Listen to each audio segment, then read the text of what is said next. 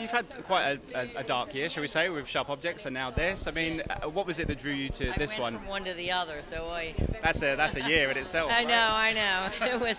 I mean, I've you know, it was. It was interesting. It took a while for me to recover and to get back to me and whole. From Adore to Mike, what's in the name? They couldn't be more different and more separate. So it was good. They couldn't bleed into one another. There was no chance that Adora was coming into Mike. No way. In terms of this, character. The film's got so many layers and there's so many different things, and the character is as well. It must have been great for you to play this character because she's got so many layers to her. No, she's so.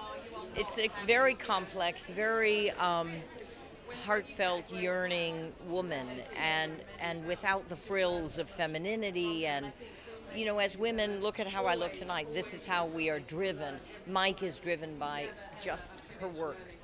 And she's a beautiful soul in that she really is unaffected and unadorned and fiercely intelligent and intuitive. And it was nice to take a female character that was not defined by femininity, and so often they are, you know. Because the film's got so many different layers, people will take very different things from it. Some people, obviously, it's a cop thriller, but there's a lot of mystery around it. Are you glad that people will take so many different things from the movie? Yes, and that's what it should. Carol is so complicated, and as a woman, as a filmmaker, and I think the film represents that. I think it represents Carol's mind. I think Carol's mind is on display. Wish you the best with it. Tell me a little bit about how it came across your desk. Was it the book originally? Well, actually, Luke Rogue, with Kyra Cannon, had produced The Falling. His dad is Nicholas Rogue, and Nicholas Rogue had tried to make the book. He'd wanted to make the book like when it came out in the 90s, and so Luke sort of gave me the book and said, you know, my dad's over making it, and he gave me the book. I read it. I really resonated with the themes, the astrophysicist, the female cop, and then essentially this idea of trying to figure out who people are, which I think the film does on every level. So I think that's what attracted me to the book, and then you radically adapt it. On the surface, it's obviously a cop thriller, a cop procedural, but it's so many layers to it. Was it fun as a director to dip your toe into so many different sandboxes and bring the film to life? Oh, yeah.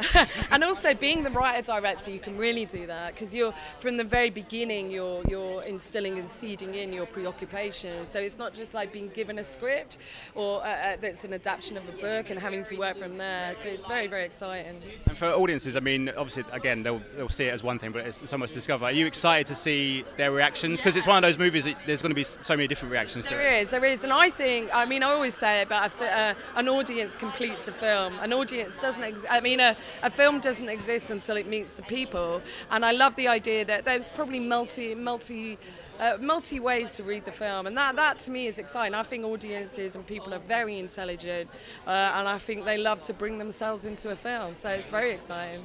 You must be delighted that this is a great start for the movie. It's so wonderful. It's really, really great. And the weather's nice today. Like, we're just living our best lives. Yeah, I know. Yeah. So just tell me a little bit about how you got involved and what the lure of the project was, and also I can imagine Carol Morley as well. But what was it about the script that enticed you? To be honest with you, I fell into this a little bit by accident.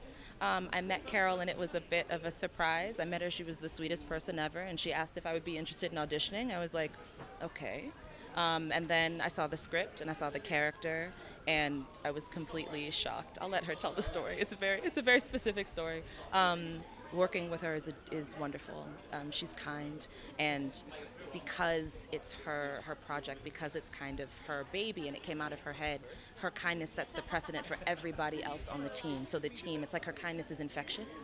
And so she's magnificent. She's absolutely wonderful. And working with her has been a highlight for me. Yeah. Tell me a little bit about your character, because she's quite elusive. She kind of has her own agenda in many ways, but also there's a lot of mystery around her without giving anything away. You must have been so intrigued about the character when you read it. What was it about her that spoke to you when you read it? Not only do I love that she's ambitious, I love that she is driven And I love that she's focused professionally, but then also I like that she's able to attempt to be a friend to Detective Hoolihan. So she connects with her professionally and personally, and I think that that matters. I think that's important. Not only do you have this relationship where women are trying to like work towards a goal, but they're also listening to each other. And I think it's powerful right now to see women listening to each other on camera and in life. So. I mean, the film's got so many kind of layers to it. I mean, what do you hope audiences take away from it? Because it's a cop thriller, but also it's not a cop thriller at the same time. So there's lots to discover with this one. Yeah, I think you kind of nailed it. I think the fact that it is something, but it's also not something. I think it has a lot of different layers. I think that it's exciting to see it more than once, and I think that it's something that has so many levels of nuance, and I think that's really, really important to have. I think you have a lot of, I don't know, there's material that can be very flat, but I think that it has so many colors and sounds, and I think that it's worth taking in your hand and like turning it over and seeing what else you can see from a different angle, you know? I think that's exciting. I think it's a privilege to be able to do that, so. Ladies and gentlemen, you're watching Hey You Guys! Hey You Guys, huh? Hey You Guys. Is that from the Goonies? It is indeed, yes. Nice. Hey You Guys!